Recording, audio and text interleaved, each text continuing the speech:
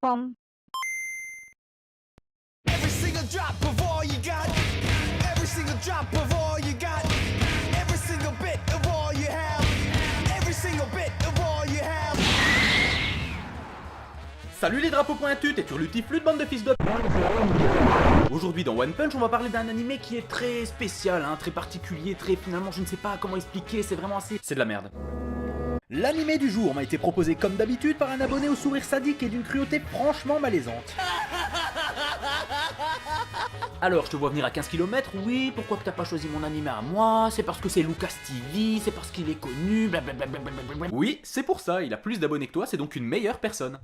Eleven Eyes est une série animée de 12 épisodes plus un OAV sortie en 2009 et qui, comme une pléthore d'autres animés pourris, est adapté d'un visual novel. Simplifié à l'extrême, il s'agit d'un roman en jeu vidéo si tu veux. Mais qu'est-ce que ça nous raconte? Le petit Satsuki Kakeru, fan de Sasuke Uchiwa, a perdu sa sœur il y a 7 ans. Un jour, il y a le sel qui devient rouge, et il y a des monstres qui l'attaquent, et puis il doit les battre, et après il a des pouvoirs, et des copains de classe qui ont aussi des pouvoirs, et voilà. En termes de scénario, nous sommes sur du très très lourd. Eleven Eyes semble être le renouveau de l'animation japonaise. Adolf Hitler. Cet ouragan d'originalité t'a probablement déjà mis l'eau à la bouche, alors commençons sans plus attendre. Every single drop of all you got. L'épisode débute sur un souvenir d'enfance de Kakeru, et pour être plus précis, le souvenir de sa sœur qui invoque un stand et le transperce avec une chaîne nébulaire.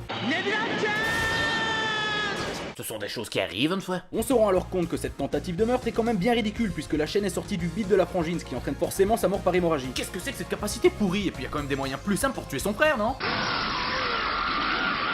Comme ça, par exemple. On peut aussi noter qu'elle a l'air désolée d'empaler Kakeru et que toute la scène est entrecoupée d'interférences comme si quelqu'un était en train de regarder ce flashback en VHS. C'est complètement débile. Bref, j'active le compteur des questions que je me pose parce que bordel, en une minute il s'en passe des choses. Pourquoi la frangine veut buter son frère? Pourquoi il survit? Pourquoi elle arrive à invoquer un ange? Pourquoi elle est désolée? Pourquoi des chaînes sortent de son ventre? Et pourquoi sa propre attaque la tue? C'est probablement pour créer un climat de mystère et ensuite nous surprendre avec une intrigue savamment ficelée.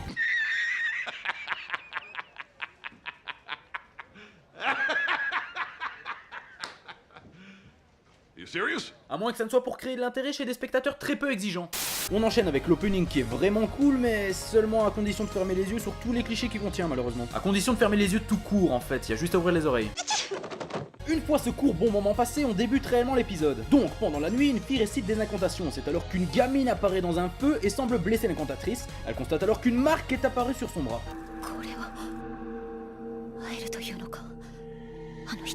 Eh bien je ne sais pas ce que tu fais, je ne sais pas qui est cette fille, ni quelle est la marque qu'elle t'a laissée, je ne sais rien. You know nothing, Ota King. Le lendemain au lycée, Kakeru fait son beau gosse ténébreux avec son cache-œil en restant seul sur le toit de l'école. J'ai activé le compteur des clichés, ça fait déjà 4 points, et le cache-œil compte aussi dans la catégorie des questions que je me pose. Ensuite, culotte. J'active le compteur des culottes, putain de merde. Alors cette greluche à Gronibar, c'est l'ami d'enfance du héros. Première scène où elle apparaît, paf, plan culotte. On voit littéralement son cul avant son visage. Au moins ça te pose le personnage, hein. Non mais c'est qui le caméraman sérieusement? Enfin bref, les deux troufions discutent ensemble puis décident de se rentrer. Mais ce qu'ils ne savent pas, c'est qu'ils étaient épiés par une gamine à couette impassible, ce qu'on appelle une kudere. Je suis un personnage fonction, oh là là, oui, masturbez-vous sur mon visage inexpressif. D'accord. Ensuite, Kakeru et Pantsu rejoignent deux camarades de classe et celui qui est roux, il leur dit en gros: si vous étiez en train de niquer, vous auriez pu m'envoyer une photo.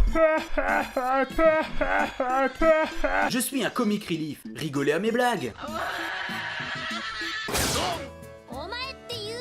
Voilà, pas besoin de présenter madame, j'ai une culotte à rayures et je frappe tout le temps les pervers. Ce qui est quand même un gros foutage de gueule quand on s'amuse à mettre des high kicks en mini-jupe. Connasse. Après des dialogues d'une rare finesse, la bande se sépare parce que Kakeru l'antisocial refuse d'aller faire les magasins avec ses copains.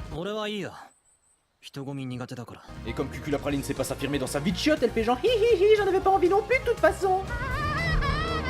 Kakeru la ramène alors chez elle, plan culotte, plan culotte. Là on sait pas trop pourquoi, mais Albator Leader Price change d'avis. Parce que je suis un mec extrême. Donc ils repartent rejoindre les autres. Plan culotte.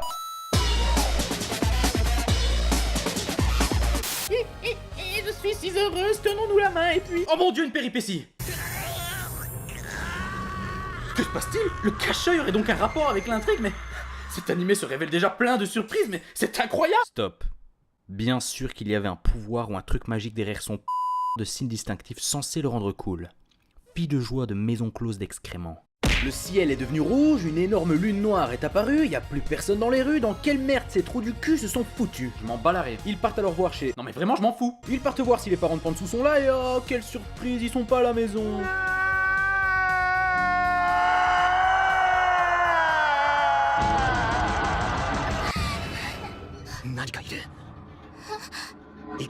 J'ai vu une gigantesque silhouette informe dans le jardin. Pansou, vite mettons-nous en sécurité sous ce ciel rouge et cette lune noire. Et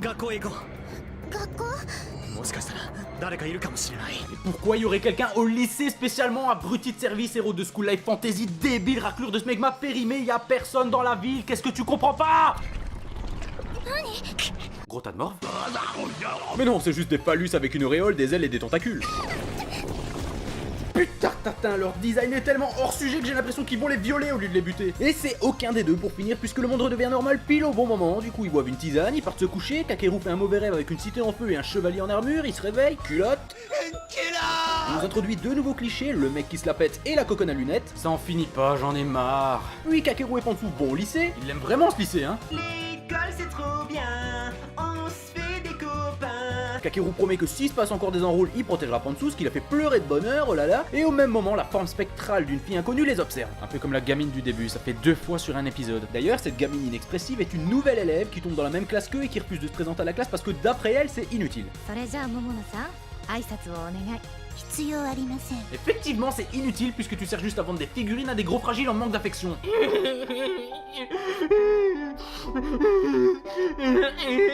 Je vais jouir sur ton visage par frustration.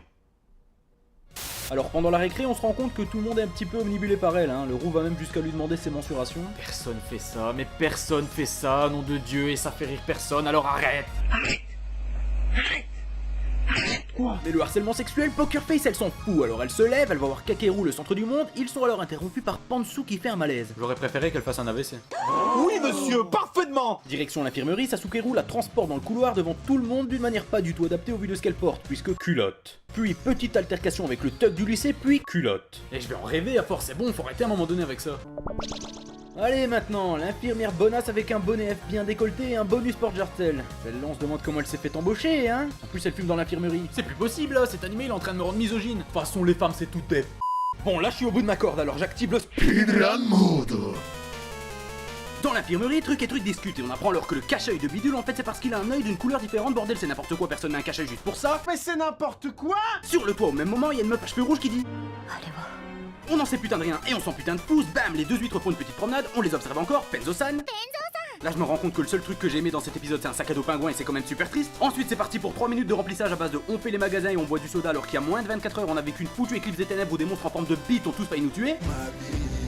Et justement après s'être arrêté dans un parc et s'être mis dans une position que je qualifierais de désolé mais personne fait ça. Bim, lune noire, bite géante, c'est parti ça recommence, générique. J'ai l'impression d'avoir regardé un long métrage, enfin c'est fini. Mais en fait pas vraiment puisque scène post-crédit, baston avec un tuyau sorti nulle part, tentacule, culotte et là c'est fini. Oh, c'est l'épisode le plus puissant que j'ai dû mater dans cette émission jusqu'à présent. Lucas, je te déteste. C'est laborieux as fuck de parler ne serait-ce que du premier épisode de cette bouse parce que je sais très bien qu'un otaku lambda il va penser que j'exagère, que c'est juste un animé normal et qu'il faut pas s'arrêter au premier épisode ou pire que c'est comme j'ai pu le voir sur certaines critiques, un des meilleurs shonen jamais vus.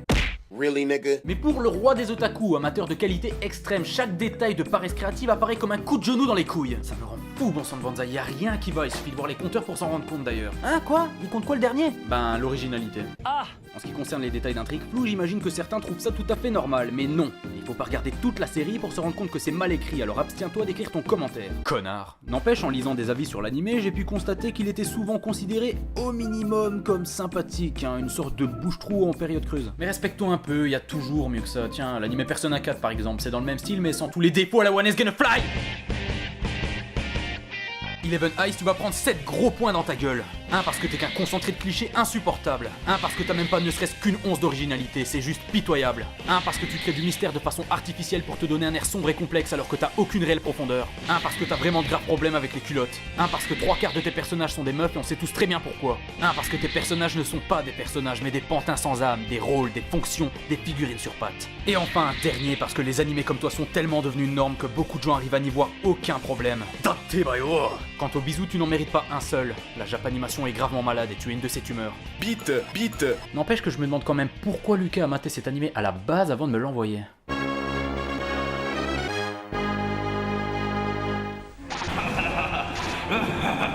Maudit Otaking, j'ai encore survécu, mais ce n'est que partie remise, crois-moi. Mes soldats t'enverront des animés de plus en plus puissants. Tu ne sauras plus où donner de la tête.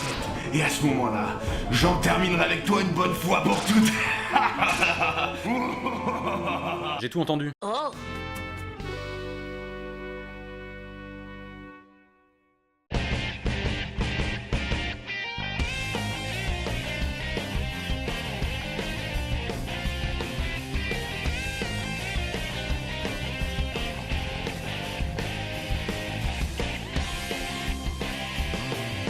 Voilà, on est bon là.